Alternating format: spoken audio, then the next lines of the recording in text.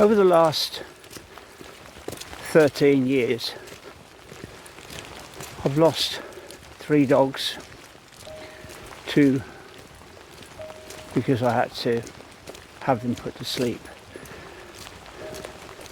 And the hardest part isn't knowing that you're going to have to do it. It was the guilt that I felt afterwards. In Storm's case it was different because that was taken from me. But in Holly and Becky's circumstances, I had to make the decision. And sitting in that vet surgery, knowing that it's all down to you, is really hard. Even when the vet explains it, even when you know they're tired, even when you know they're in pain, there's still that little voice in your head that says you were supposed to protect them. And there's that feeling of failure. But it shouldn't be like that. You don't have to feel like that. So it all goes back, doesn't it, to when the day you brought them home, you accepted total responsibility for them. You became their safety, their routine, their comfort. You protected them from hunger, danger, loneliness. And that promise includes the end. Even if it was never something that you ever said out loud. And loving a dog means all of that and more. Your role in all of that was to keep them safe. Every problem that they had, you had to solve. Every threat, you stepped in. So when the time comes and you can't fix it,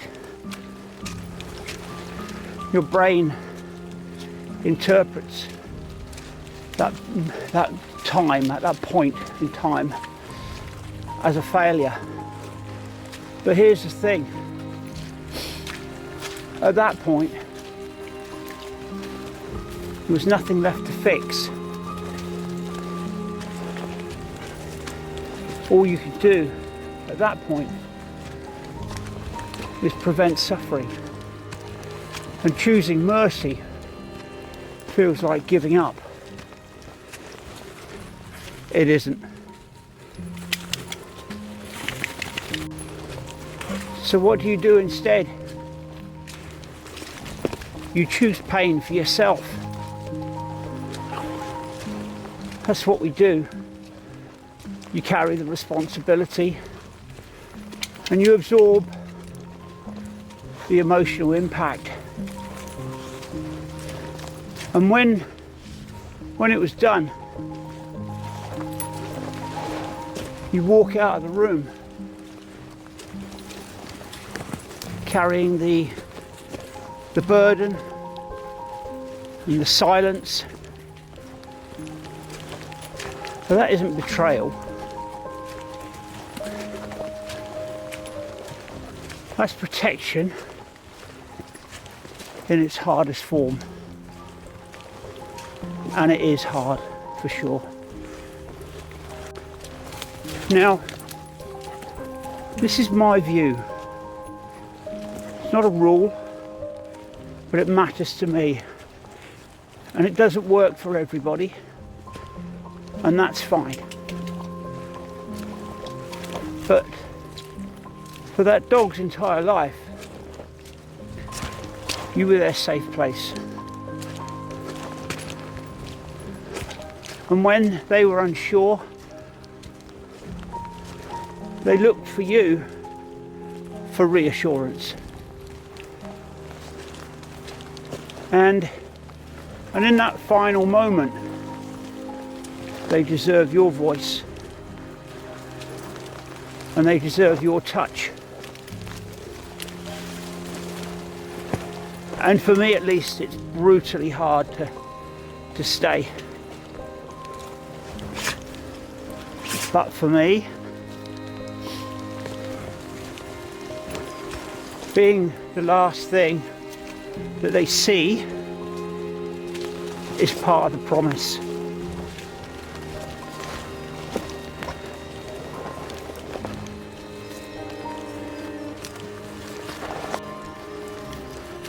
And if you couldn't stay, that doesn't mean that you love them any less, because grief hits people very differently. So there's no judgment here. This is just what I feel I have to do for me and for my dogs. Now death, that's part of life. Pain doesn't have to be. We can't control lifespan, but we can control suffering. And sometimes, just sometimes, love means letting go. The decision is rarely about convenience, but it is about compassion.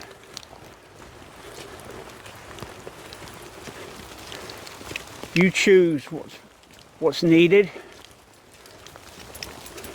and not what your heart wanted. So why does the guilt linger? Well, I think because the bond was real. Because the house feels empty, because the routine disappears overnight, because your love suddenly has nowhere to go. And guilt can feel easier to hold than grief. So, if you've made that decision and the guilt still sits with you, please hear this clearly. You didn't fail them. You kept your promise all the way to the very end. You chose responsibility and comfort. You protected them from pain when you could no longer protect them from time. Now that's not a weakness. That's love in the hardest form. And if it still hurts,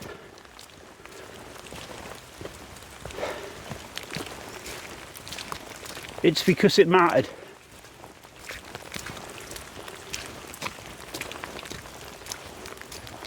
And I'll finish with this.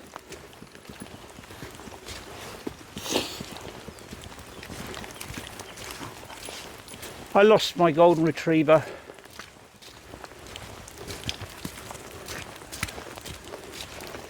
about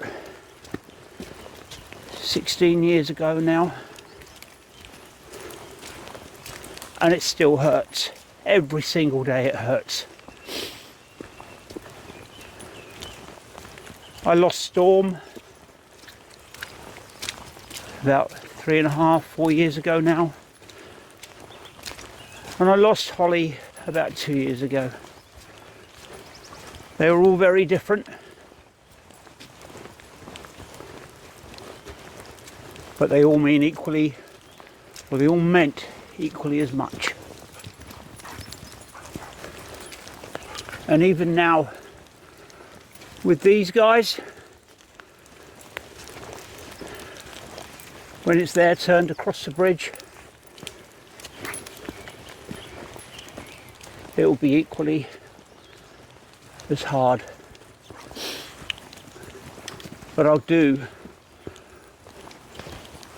for me, what the right thing is, and I'll be with them at the final goodbye